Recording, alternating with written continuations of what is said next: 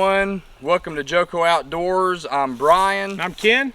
And today we're going to do a little bit of season prep, getting ready for deer season. We're going to put out some mineral lick. We're going to put out our Phillips Outdoors peanut bark mineral lick. We'll have a link to that right above in the upper right hand corner for you guys so that you can take a look at that product. We're also going to put up we've just moved our blind, as you guys saw at the beginning of the video, and we're going to put that up, show you the spot we're going to put it up in, talk to you a little bit about what we're going to do with it, and just show you a couple of different spots on the property. And we're probably going to put some of this peanut bark out a little bit. We're going to hang it a trail camera. We're going to tell you why we hang it, where we hang it at, and what we noticed last year when we started doing that. So if Ken has anything else, we'll let him speak. If not, we'll get into everything. First thing I want to tell you is you know, we do want to welcome you to Joko Outdoors, and today is the day. So if you are a deer hunter, you already know this, that there's 3 seasons of deer season. Yep. The deer season where you're thinking about deer hunting, the deer season where you're actually hunting, and the deer season where you're prepping for the next year. So we're in that prep year. So we've been thinking about deer hunting all since January, since the season closed. And now we're getting ready to prepare. So we're going to use some knowledge that we gained last year. This is the first time we ever hunted on this property, and we call this property the Ham Sandwich. Yep, Ham Sandwich. And the reason why we do that is because the people who own this land, my son-in-law, his last name is Ham, and so we just did a little funny, called the Ham Sandwich Hunting Club. So we're going to take you around the ham sandwich and show you all the different parts of the ham sandwich. The bread, the mustard, the meat, and everything, because all our stands are named after something you put on a ham sandwich. But so let's get started. And before we get started, if you're new to the channel, don't forget to like. Yeah, subscribe. Give us a thumbs up. Thumbs up. Thumbs up. Yeah, give us a big thumbs up. Before you watch any more, give us a thumbs up. Share the video. Leave a comment below and tell us what you think about it. And if there's anything different that you guys do, then maybe we could try to associate or integrate into the property over here. This property is not a very big property. It's only about 65 acres? 65 acres, right around there. So it's not a very big property, but it's big enough for the family that we have and everything. We do appreciate you guys watching. So don't forget to do all those things we just talked about. All right, now let's get to the video. All right, so what we're going to do today, we're going to set a blind. So you saw us dragging it up the hill. Well, you saw me dragging it up the hill. And that's not the proper way to move a blind, but we're just moving it, a couple 100 yards. Yeah, it wasn't too far. And it's nice and grassy and soft, so we didn't do anything to the blind. But that blind has been through a lot. This will be the 4th club it's been at. Yep. So it's been around, and it's held up good. The material's still good and solid. So I'm going to show you where we're going to be putting it, and I'm going to show you why we're putting it there, because we got some things coming up that we're going to show you how to do. So let's get started. Let's get over to the blind. Okay, so before you start setting a ground blind, there's a few things you need. One of them is a good pair of gloves, because you're going to have to be moving brush and all kind of stuff around, and you need to get this is a necessary for all people who hunt and who bow hunt, especially if you're using a climbing stand. So you need to get you a good quality saw. So I got this one off of Amazon. This is a mossy oak, and I've been through several of these. I've used the cheapo junky ones that come with a kit with a limb clamp. Don't waste your money. There's only 2 companies I would go with. This one right here, and there's another one called let's see, it's blanking. I'll tell you what, I'm going to put the link in the description. I'm probably going to end up getting one of those this year, and I'm going to do a comparison between the saws to show you why I chose this one. But this has got other blades inside of it, and this is just going to be a quick review on this thing. So it came with 2 more blades, got a fine tooth blade and a really aggressive blade. And they got a little pouch in the back side here to put them in to keep them secure.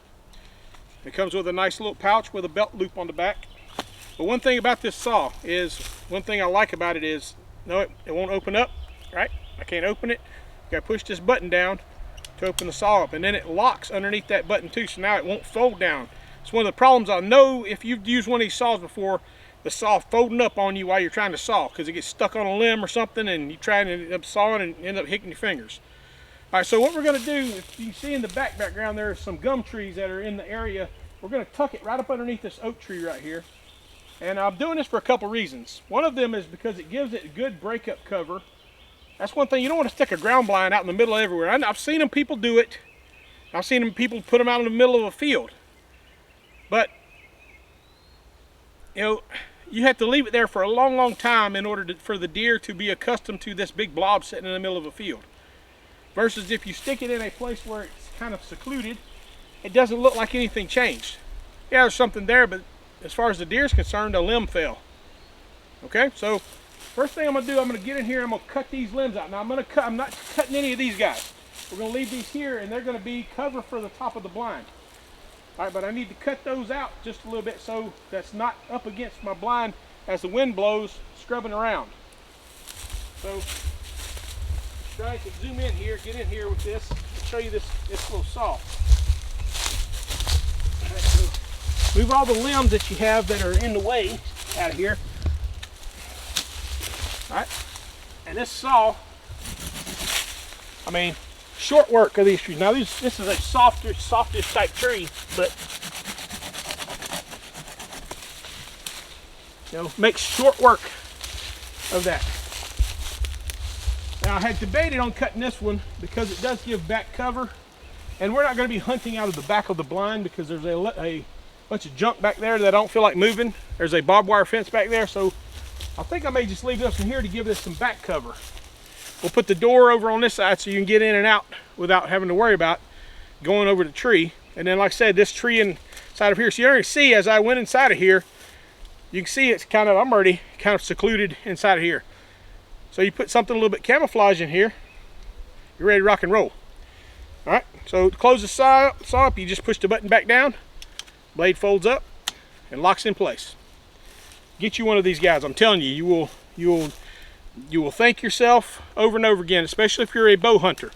I can't tell you how many times I've gotten my climber out, climbed up a tree, and there was a daggum limb right in the way. That I was able, if I had this, I would have been able to saw it right out of the place. So, all right, so for the ground blind, this is an Ameristep. It's one that you can get these at Walmart. You get them at Cabela's, Bass Pro Shop. They sell them all over the place.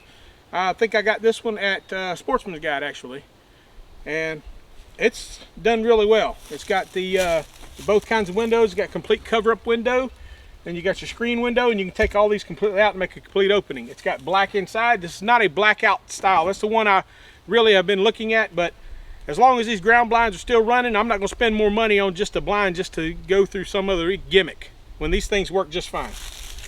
All right, so I'm gonna move this over here. Let me throw my saw out of the way so I don't lose it. Put it up there where the case is. All right, we're gonna drag this over in this place here, and we'll set it right up underneath this oak tree. Now the door is right here, so I need to spin this thing, put the door over there.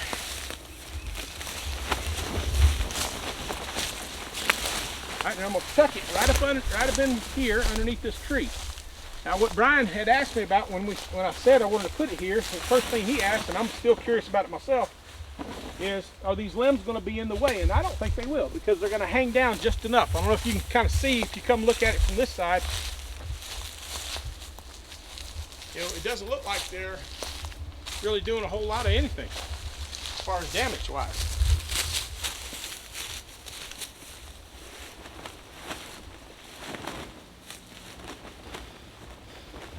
And I got all four corners touching the ground too. So that's another thing you need to make sure you have is you have good four-corner connection on your ground blind. You don't want one corner sticking up in the air and trying to tack it down, because what it does is it puts a lot of strain on the ground, on the blind. It torques it. All right, so that's that. So what we're gonna do, we got these little stakes, and you can get these anywhere. I actually found these in a parking lot of a lumber company. I guess they use these to strap something down. There's a whole bunch of these, so I scooped them up. But you can get some good ones. I don't really recommend these. If you want a good stake to ensure that it is, get a tent stake. Spend a little bit more money and get you a good tent stake. That way you make sure your blind stays in place. Matter of fact, I'll leave a link. Yeah, Brian's got a link for that for his camping stuff. I'll leave a link in the description below with the tent stakes that I bought last year. I bought them for camping for our awning mat, and we used them when we went to the beach, and they worked amazing. So I'll leave a link to those in the description below. You guys go grab that kit and everything. That would actually work great for this blind right here. So go check that out. All right, so now, I want Brian to zoom in right quick because I want to show you how these little tighteners do. All right, so you tie your rope around one of your straps. And as you can see, the rope comes from here, it goes through this little eye, goes back through here, and then it goes underneath here, and you tie a knot on this end. And here's your working end. All right, so what happens is, as this thing is here, you stake this about where you want it, and you don't want to get it too far away because then it's in the way when you're walking around in the dark and you end up getting tripped up. So I usually go about, if I measured, about 4 foot away, and I'm going to plot me a spot. I'm not going to bury this in the ground just yet. I'm just going to plot me a spot. I'm going to stick the loop on here, and now I'm going to take this and I'm going to bend this up, and I'm going to stretch this out to make it tight. Now I'm probably going to have to go further on this one because I didn't go 4 foot. I went about 3 foot. All right. So hook it on, and then use this. You just pull this thing and tighten it up. So see how that got tensioned up, and then as I drive this into the ground, oops. This thing's made out of aluminum, so. All right, so I got that down in the ground there. Now it's still a little bit flimsy, but now I can make my final corrections, final adjustments. So just pull this. See how the side of the blind pulled out nice and tight? And now I got a nice tight connection. So now when the wind blows, my blind's not floating all over the place. Now make sure you stake all 4 corners down. Now I got to go back to the house and get some more stakes because the ones we had were made, them things are made out of aluminum, and they're about one done. So either I got to go get some out of the truck, or I think I'm going to make me a run down to the Walmart and grab some stakes because I need some to finish tacking this guy down. But that's the basic nuts and bolts. I don't want to, it's not too technical setting it, getting it set up. And if you look at, I want Brian to take you kind of in the back side here and show you back that way. I'm going to stand out here on this point and show you. All right, so just to give you a little update on what we're doing out here. So the reason why we set this ground blind here is we're going to be putting in a food plot. So you can see there's a little ridge comes over. So about right where I'm standing right now, this is going to be the front side of the thing. So there's a little dip right here. So we're going to go just inside this little bowl here. And we're going to take this and go out to that pine tree there. I don't know if you can see the pine tree there. And then we're going to come back around this way. So there'll be about, I think we measured it out, about 200 square foot food plot. Now that doesn't sound like a lot, but it's more than what they've had before. And we're going to give them a little bit of variety of things that, you know, to help supplement their diet. So the whole purpose of a food plot is not only just to bring the deer in, it's also to help with the deer's nutrition. And that's one thing we always need to strive for as hunters. And if you want to be a quality deer manager, which is what our mantra is here on the Ham Sandwich Hunting Club, we are all QDR hunters, or QDMA hunters. We don't just shoot everything that comes out. We try to manage our deer population in a good way so that we always have a good deer population. But we want to try to boost the nutrition of our animals as well. And there's a lot of animals that will gain benefit from a food plot as well, not just the deer, but the turkeys and the squirrels and the other things that we hunt here. All right, so that's what the deal is for here. Now that pine tree also is our boundary for this blind. That pine tree, we're not going to shoot anywhere to the right of that pine tree just because of the danger of it going astray. And then inside the tree line over here, you can't even see it from where you're at, but inside the tree line there's a corn feeder, about I think a 50-pound corn feeder in there that I feed corn all year long. Brian's going to move around so you might be able to see it in there. And that thing's going to run corn there all year long. Now, the reason why is, I don't know if Brian can catch you over here, if you pan over this way down the tree line, I've got another deer stand on this tree line right here that looks over that corn feeder. and it'll be able to see this food plot as well. So I'll have a double spot to ambush deer off of this one plot. And this is where I killed that doe the latter part of last year. Right here on this, right here, she went out behind here. She ran out behind and came up and walked right through this, right by that blind, right up into the field here, and I shot her right there. So that's what we're doing on this side right now. So we're gonna take you around to the other side, and Brian's gonna show you about the Phillips Outdoors peanut bark and how to properly set that in the ground. It's not just a dump it and go type thing. You need to take a little more care because deer like torn up ground. So if you tear the ground up before you put it down, the deer are already going to be attracted to it, and then they get there and go, oh wow, look at this cool mineral here. And that mineral, by far of all the things we've used, I think has got the best nutritional supplements for a deer. That's my opinion, but I stand by Phillips Outdoors products. I have been using them for several years now, and Steve Phillips has always come through for Brian and I. And in fact, when we hit 500 subscribers, we're going to open up another thing for a giveaway of some products from Phillips Outdoors. So you guys keep on subscribing, and when we hit it, we'll get another giveaway. All right, so let's get on to the next spot. All right, guys. So we're over here at the first stand we actually put up last year. Hold on, I'm gonna look it up. I forgot to look it up, but I'm gonna look it up and tell you what this stand's called. And we're actually gonna put some peanut bark out right here. We got an old dead tree that we're gonna put the peanut bark out on. Let me see, let me find it. It is, what's that one called? This one is called the mustard stand. Mustard stand. That's what this one is, the mustard stand. So, in case you wonder what app we use for our hunting, we've tried several, and HuntStand seems to be the best. It gives you a lot of I mean, there's just a lot of benefits with it. We started out with the free version, and we ended up buying the pro version, which is like 25 bucks a year. You can get property outlines, you can get stand locations, you can put feeder locations up, trail cam locations. I mean, you guys go check it out because that's our official hunting app that we use. You can actually share it with members in your own club, and you can check in on that. Instead of having a pegboard, you can check in right on the app, and you can reserve stands and everything. So it's awesome. But we're at the mustard stand. I'm gonna let Ken turn around and show you what it looks like. Yeah, and I think what we're gonna do to help out is we're gonna take a picture of each one of these, and we're gonna put the name on them.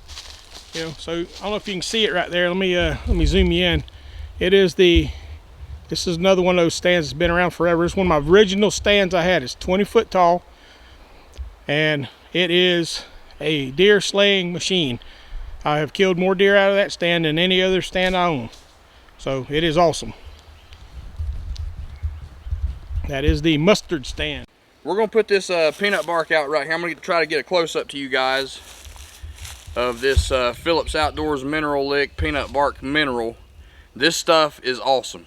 I absolutely love this stuff. I've seen a lot of awesome results with this. I'm going to tell you a little bit about what's in it. It's got a ton of protein. That's the number one thing on there, protein with 3 exclamation marks. So we get this hand off here. Well, we gave a good review of all these things. So if you want to see a review of all of the Phillips Outdoors products, you know, look up in the right there. We'll leave you a link. Yeah. Or you could watch the one at the beginning of the video. All right, so it contains roasted peanuts, obviously why it's called peanut bark. It's got vitamins A, B, D, and E. It has calcium, obviously for bone, phosphorus, potassium, salt, magnesium, manganese, cobalt, copper, iodine. Here's a big factor right here, selenium. Okay. If you go buy a lot of this stuff over the counter, you're going to see that a lot of it doesn't have selenium in it. Now, deer love selenium. I mean, it's a natural attractant for them. So Steve's got selenium in here. It's also got zinc and sodium. And we all know that deer love salt. Okay, so we're going to pour this stuff out. I'm going to show you how to prep the ground before you pour it out. And I forgot my special spray. You want to spray this down with the peanut bark mineral spray. Okay, it's a peanut bark spray. It smells just like peanut butter. This stuff does better when it's wet and it sinks into the ground, sinks into your wood. So I spray it down with that peanut bark spray so that it gives the same natural flavor, the same natural smell, and it wets it the way we want it to be wet so that it sinks into the ground. So I'm gonna get this spread out, but before I do that, I'm gonna go back and grab the mineral spray so that you guys can see what I'm doing. All right, I will be right back. We have our peanut bark lure, the peanut bark spray, and what I'm gonna do, I'm gonna clear out some of this ground right here. You can see this log was solid last year, okay? One solid log. And right here is where we put the peanut bark the last year. And you can see it's still tore down. All right, so we're just gonna top this back off. I'm gonna clear up some of this ground, all right? And I'm gonna do this so it doesn't sit on top of the ground, it actually mixes in with the dirt. Why? What does that do? What do you mean, what does it do? What does it do? By mixing with the dirt. Helps keep it from washing away. Because if you just throw it on top of the ground on this hill and it rains, you're gonna have peanut bark spread down the hill. He's throwing trick questions out there at me because I just stated that when I was going to get the mineral, and then he's like, "Why are we doing it that way?" I got thought process going, and you're throwing trick questions at me. But yeah, I mean, we're gonna mix it in with the dirt so that it doesn't stay on top of all this crap and wash away. And then what I'm gonna do, try to get some of this stuff up. Get some on the back side over here. So it's a tool. Right here he's using a tool that you normally wouldn't bring in the woods, and that's a rake. Yep. You know, we keep a rake in the truck. I keep 2 rakes in the truck during the regular season. One for scraping the leaves off the path, and the other one for breaking up this ground like this.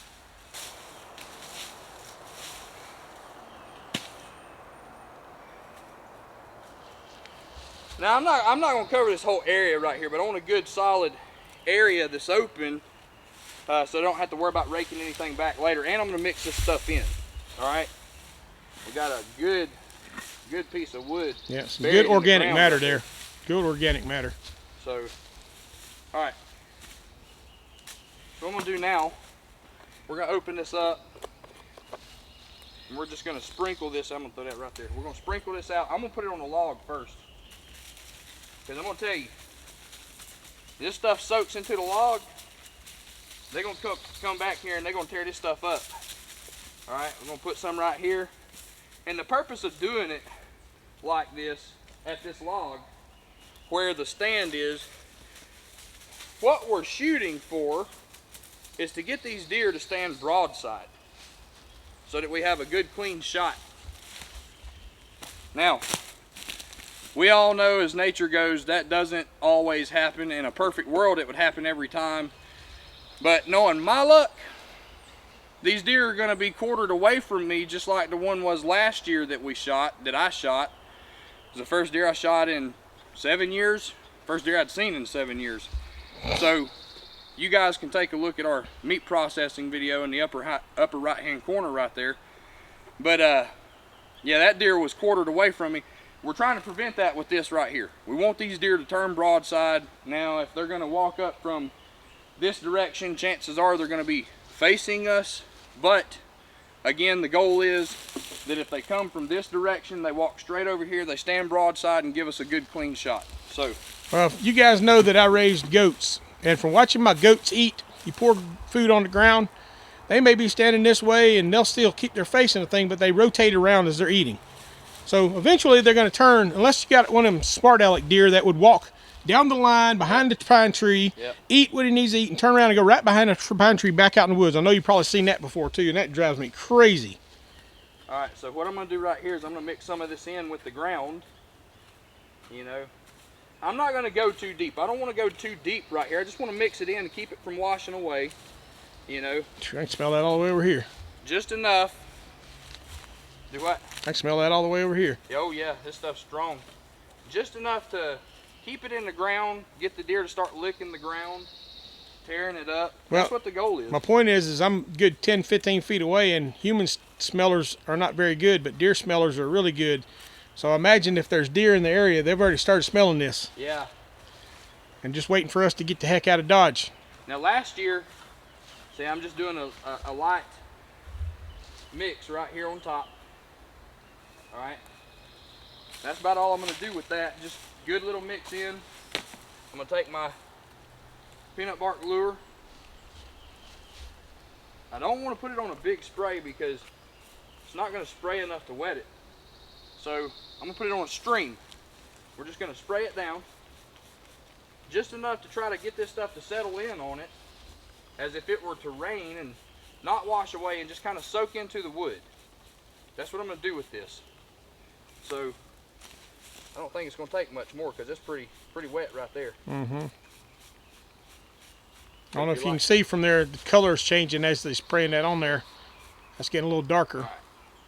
So that's, I like that tint. That's a good, that's a good tint right there. Yep. Tint of the wood is awesome. Yeah, let me zoom in there and so you can see the. Yeah, the tint right there is really awesome. It's moist. That should keep it packed in right there. The deer should come over here.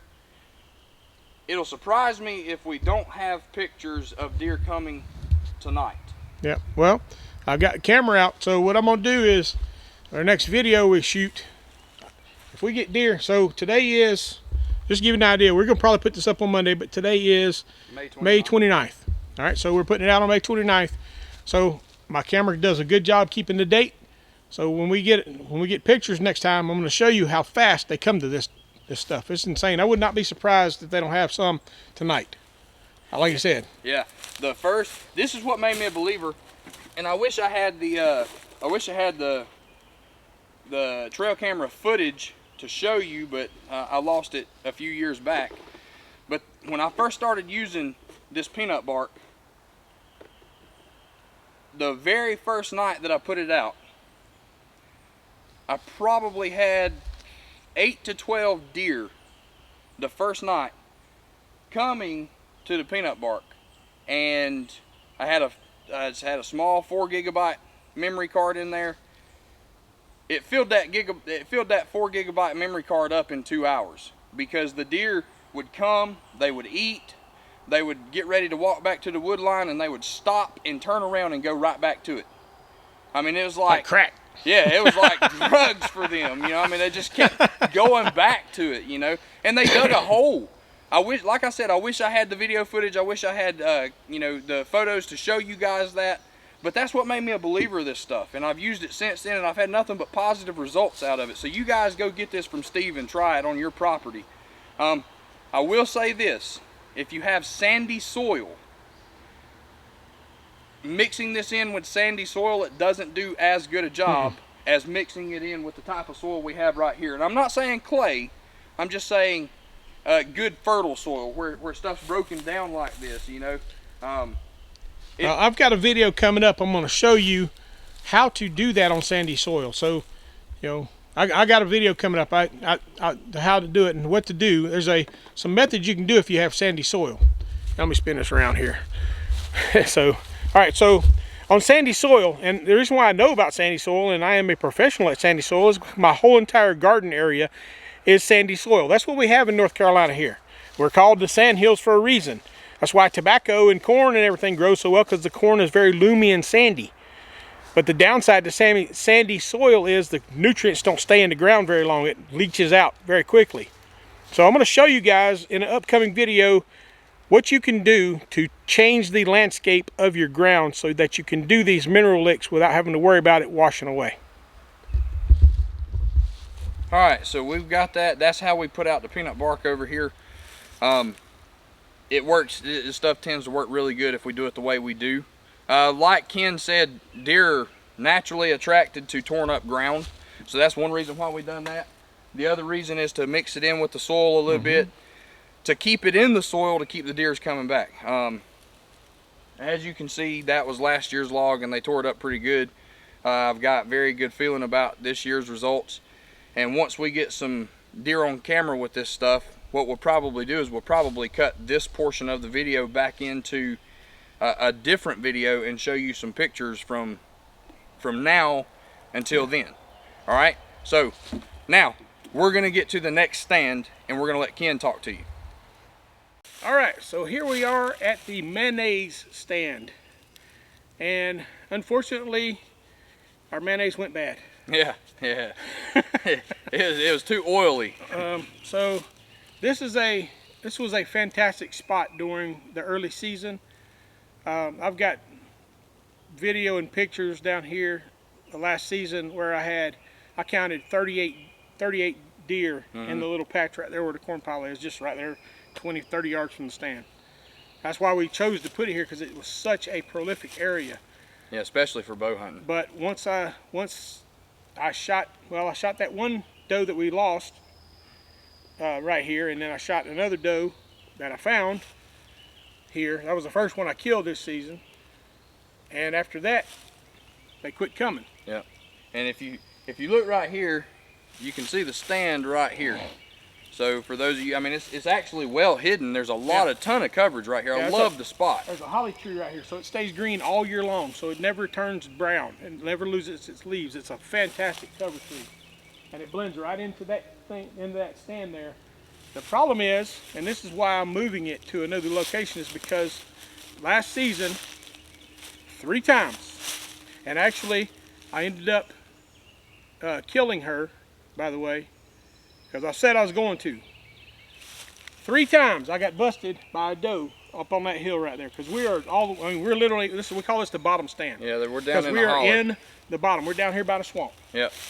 So I thought, well, most big deer hang out in the swamp, but she 3 times busted me up there because she's at the same height as my stand is, and all I have to do is just move, and it's like me standing on the ground moving around. Yep. Busted 3 times. Now she made a fatal mistake of coming to the corn pile during gun season, and or actually, I'm sorry, coming up to the field up there during gun season. That's the one I shot in the field that day. Yep.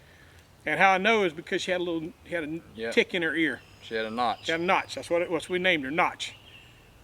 Actually, I used the B word for her for a while because I mean, literally, I had a nice 4-pointer coming in, and she blew, and he ran off, and when she ran off, 7 other deer ran off. They were all coming again. Yeah, that was early morning too. I'm talking about like right at daybreak. And if a deer can see you like that right at daybreak, you're done. You know you're done. You know that you probably need to find another spot.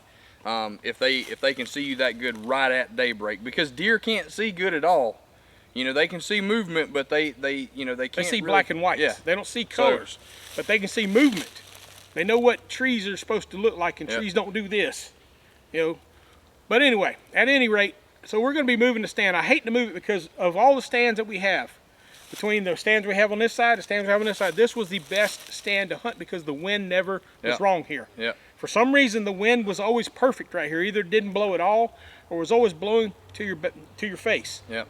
I don't know why. So I really hate moving it because of that, but I got to get it out of here. Also, in about 3 weeks, you better have the best off spray and about 3 thermocells running, because the mosquitoes down here by the swamp will carry you away. Absolutely. So we're going to move it up onto the hill, so I'm not right here in the thing, and I'm going to show you where we're going to move it. We're not doing it today, but I'm going to show you where we're going to move it. Last year when we were doing late season scouting, we come across a place where a hunter had been here before and left a lock-on the tree, and that's where I'm going to be moving it to that tree, because I can see why he did it, because it's a great one. I can actually see it from right here. See it right up through the trees there? All right, so let's get over moving there, and as we go by, I'm going to show you the sacrificial lamb that we had this year as we pass by. Hey, as Bob Seeger said, let's turn the page. Okay, so this is what I was calling the sacrificial lamb. This officially is called a tree hugger. It is a corn feeder, and I'm being cautious to open it up because it's been here for a while. Probably got spiders out the wazoo. But I call it the sacrificial lamb because it's had coon attack on it on the side here, and this has been closed up by duct tape 2, 3, 4, 5 times. 5 times I duct taped it back together to try and keep corn in here, and it ran all season. And I left it here because in homage of the season that we had last year, because it was good. I really was very impressed with a season. Even though we weren't really super successful, I still was very pleased with the opportunities we had. Well, we killed 4 deer off this property last year, and it was the first year we hunted You know, it's the first time it had been hunted in 60, 70 years. Yeah. So this is the tree hugger. Now, in general, these are very good little tube feeders. If you have the ability to feed in your area, this is a good choice. It's very economical. I think these cost like 10 bucks. Yep. And you open it up. It's got a piece of metal in the front here that you pull this out. Makes a little scoop for you to pour your corn into, and then it shoots down here. And it comes down to a trunk and it comes out. Problem is with this one, the corn would get about here, and once it filled up, it starts spilling out the side.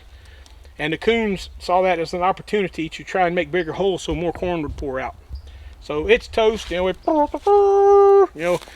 we got to play taps on it. So it's no longer going to be a viable option. So we're going to be pulling it off the tree today and taking it with us. But in the doings of the kin stuff, I don't throw anything in the trash. I'll salvage something off of here because these little clamps and straps here always make some kind of cool something else, and I'll figure out something else to do with this. So that's the I'm gonna just lay it right there, and we'll pick it back up on the way because it's full of ants. And you can see all the ants on the back side of that. All right, so let's get on up the hill here and look at this next stand location. Okay, so now we're over here in the new location. So you see up on the hill, and when I mean up on the hill, I want Brian to show you down where we just come from, and you can see how much different this is going to be as far as elevation wise. So when I said it was the bottom, it was in the bottom. So now we're going to be moving up here on the hillside here. The lock-on stand right up the hill here. I don't know if you can probably make some. It's not in very good shape. I would not even probably take a chance to sit in it because one, I can see the strap has been broken out of it. But I'm going to move that ladder stand to this tree. One reason is I'm now changing my elevation. I've got good coverage behind me, so there's no deer going to be coming right here behind me. Right? So there's all this coverage. So deer are not going to walk through all this mess, they're going to walk around it. Which means that I don't have to worry about a deer walking up behind me. And that's always one of the problems you will get busted if deer walking behind you. But I do have a good visual of the whole entire ridge and even down there to the bottom where we were hunting before. So now I can set this area up where we can have a gun area and a bow area because it's relatively open right in this area too for bow hunting. So we may have good shooting lanes already built in. So whoever put this stand in here before, I want to thank them for it because they did a good job of creating some lanes to shoot out of. Now looks like we've had some new trees fall because this one wasn't here last winter when we got out. So that tree is new fallen. But you can see that this is a much more advantageous area. That's a more strategic area, and I think it's going to yield a good result. So that's the plans for this year. So far we've showed you how to set up a ground blind. We've showed you how to set up a peanut bark, and we showed you a new part of the ham sandwich here. Now it's still going to be the mustard stand because we're not changing it. We still need mustard on ham sandwiches. At least I like mustard on ham sandwiches. Yeah, man. And we're going to have some bread coming up in the next video. So we're going to only do half the property today. And then we'll show you the other half on the next video when we put those pictures up from the peanut bark. So, because it is a fairly big property and I don't want this video to be 900 years long. So we're going to split this into 2 separate ones because it is literally the tale of 2 seasons. We have this side of the property is completely different than if you cross over. Show them right here, Brian, where this little wall of things here. So when you cross over that little wall onto the other side, it turns into more pines than it is hardwoods. So it's a different hunting aspect. So we're going to show you how do you hunt in the pine area, which me and Brian are professional pine area hunters because that's what we hunted in for the last 6-7 years. This is the first time I've ever had an opportunity to hunt in hardwoods that wasn't on the game lands. So we're still learning hardwood hunting, but I'm I'm an expert at pine hunting. You know, one thing about pines is that pine has no natural resources for the deer. So you have to create natural resources. Now, a great thing is because right across the pine, the piece here, we have natural resources. We have water. This creek has water in it all the time. We've got a spring. This is a spring-fed creek. Runs all the time. The deer have constant water source, which is outstanding. They have a lot of browse around here, which is outstanding. And it provides a great opportunity for deer to want to stay in this area. That's the one thing that you want. You want to try and keep the deer in your area so they're not venturing out too far. So that's what we got for you. And I'm gonna have Brian, me and Brian are gonna come up here and we're gonna close this guy up. So thanks for joining us today. And if you have not already subscribed, please subscribe. You know, you guys are doing awesome with the subscriptions. You're doing great for the comments too. You're asking good questions, you're making good comments, and we really appreciate it because it keeps us on our toes when you ask questions. Yeah, absolutely. Anytime you guys ask questions, if we don't already know the answer, then the first thing me and Ken do is get online or start doing research and try to figure it out for you guys. Look, this, you know, a lot of people would call this a hobby. It's a lifestyle for us. Yeah. Okay, and in this lifestyle, you're constantly learning new things. I mean, you know, the scenery's going to change. Well, we're down here in the bottom, and I wanted to show you guys this. We had a bad storm yesterday, and I want to show you how good God is. All right, so even through the storm, we had a pine tree break off the top and fell. And look, I want you to see where it ended up. Here's my fence for my pigs. It's just enough room for me to walk through. It didn't hit my food barrel or nothing. And even over here where my boar is, there's one limb in this pen. But when I came down here yesterday, there was no limbs laying on the fence. There was one limb laying on the fence over here. But it's just amazing to see God had protected our pigs and our animals from harm. So if you don't believe there's a God, you need to open your eyes, because even through the storms of your life, God will be there to protect you. Amen. And I want you to go listen to a song by Casting Crowns called "In the Eye of the Storm," because that's God. That's God working in a mighty way. So even with the destruction and a lot of work for us in the next couple of days, weeks, God is still on the throne and He's still watching over us. You guys have a great day. God bless you, and I love you. Ken said just a few minutes ago, we got a new tree that's fallen right here that wasn't there last year and everything. So we got to work around that. Might have to cut it out and everything, but you know, you get the picture. You know, things are constantly going to change in nature. Deer will change their pattern of transformation. Yep. You know, or transportation transformation. What, are they going to transfer into an Autobot now or something like that? You know, so they're gonna change their travel patterns. Right, the travel patterns are going to change. The change of the landscape and everything. And we just got to be able to be flexible with that. So I'll tell you this, and I'll tell the same thing I tell my students.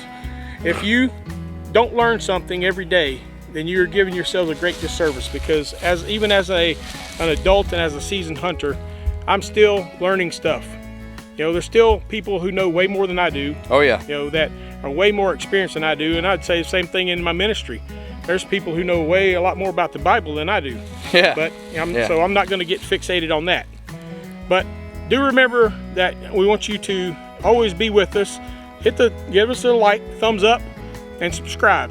That's and right. ring the notification bell so you can see when we put new videos up, and share our videos. Tell everybody about us. You know, so we can spread this love around. Thank you guys for helping us grow the way we have. We're at like 270 subscribers right now. That's not a whole lot, but you know, we're less than a year old. Well, within a couple months, we went from 100 to 250. Right. So we're growing, and that's because of you guys. Right, and we appreciate you guys. So we definitely thank you for everything that you've done. Thank you for all the support. We love you guys, and remember, this is God's country. Have a good one.